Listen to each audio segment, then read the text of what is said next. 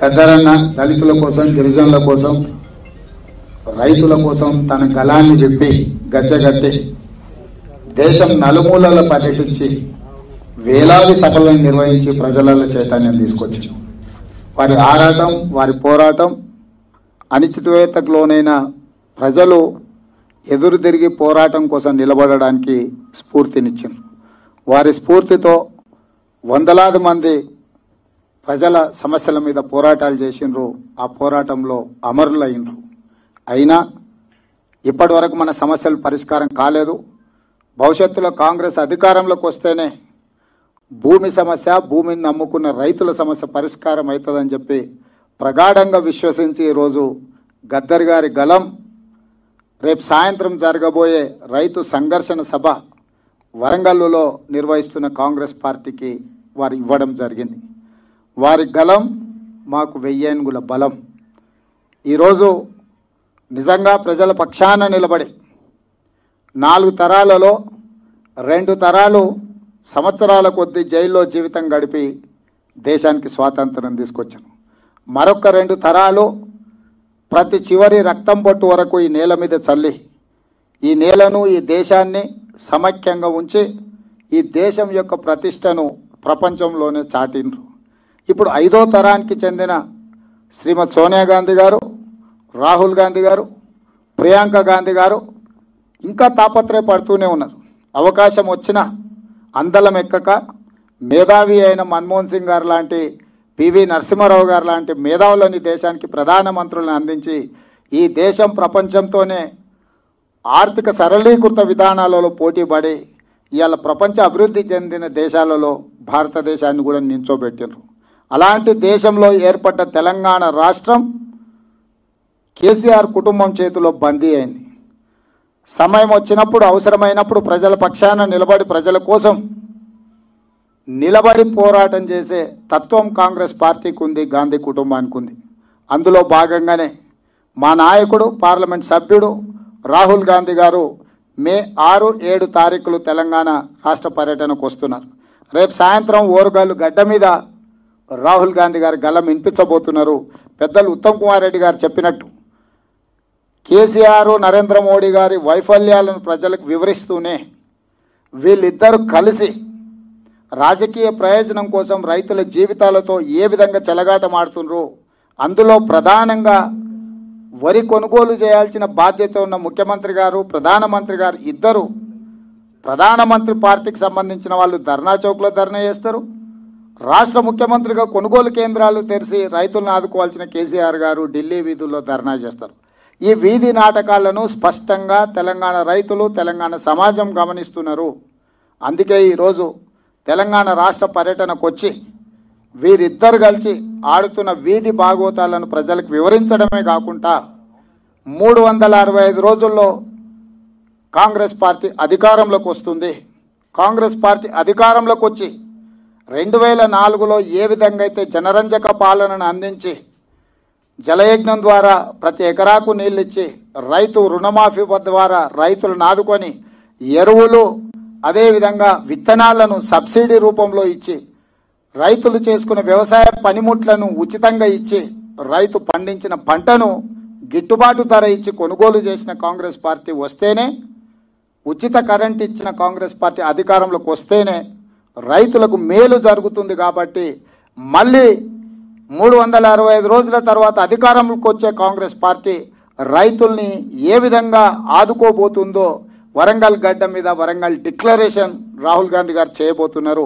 ఆ డిక్లరేషన్లో తెలంగాణ రైతాంగానికి అండగా నిలబడి వాళ్ళ శ్రమకు గౌరవాన్ని ఇచ్చి వాళ్ళు పండించిన పంటను గిట్టుబాటు ధరకు కొనాలని, వాళ్ళని కష్టాలను తీర్చడానికి అవసరమైన రుణమాఫీ, ఇతర అన్ని కీలకమైన అంశాల మీద ఒక స్పష్టమైన విధానంతో కాంగ్రెస్ పార్టీ ముందుకు రాబోతుంది. గద్దరన్న ఏ విధంగా అయితే కాంగ్రెస్ రైతు సంఘర్షణ సభకు అండగా నిలబడ్డాడో తెలంగాణలో ఉండే రైతాంగాన్ని కూడా నేను విజ్ఞప్తి చేస్తున్న, ప్రతి కుటుంబానికి ఒకరు ఓరుగల్లు వైపు కదలండి. ఈ పోరు మనది, ఇది మన జీవన మరణ సమస్య. ఈ సమస్యకు కారణం కల్వకుంట్ల చంద్రశేఖరరావు గారు, నరేంద్ర మోడీ. వాళ్ళ మీద ప్రకటించిన యుద్ధానికి మీరు అండగా నిలబడాల్సిన సమయం వచ్చింది. ఈరోజు రాజకీయ క్షేత్రాన్ని కేసీఆర్ నరేంద్ర మోడీ రాజకీయ ప్రయోజనానికి ఆర్థిక ప్రయోజనానికి వాడుకుంటున్నారు. కాబట్టి వాళ్ళని దిల్లదీయడానికి వస్తున్న రాహుల్ గాంధీ గారి సభకు ప్రతి కుటుంబం నుంచి ఒకరు రైతు కుటుంబం నుంచి రావాలని కోరుకుంటూ, అదేవిధంగా తెలంగాణ రాష్ట్రంలో ఉన్న 34,684 పోలింగ్ బూతులలో ఉన్న కాంగ్రెస్ పార్టీ 42,000 మంది ఎన్రోలర్స్ ఎవరైతే ఉన్నారో మా ఎన్రోలర్ మిత్రులు 42 లక్షల సభ్యత్వాలు చేసిండ్రు. ఇవాళ మీరు అనుకుంటే ఎవరు అడ్డు రాలేరు, అడ్డు వచ్చినా తొక్కుకుంటూ వచ్చే శక్తి మా బూత్ ఎన్రోలర్స్కి ఉంది. మీకందరికీ నేను విజ్ఞప్తి చేస్తున్నా, ప్రతి ఒక్క బూత్ ఎన్రోలర్ ఒక 9 మందిని తీసుకొని సభకు రండి. ఎవరి మీద ఆధారపడకండి, ఎవరిని బుందలా చేయి దాసకండి. ఓ పూట తినకుండా అయినా సరే, ఉపాసం పండుకొని అయినా సరే కడుపు కట్టుకొని వరంగల్ సభకు రండి.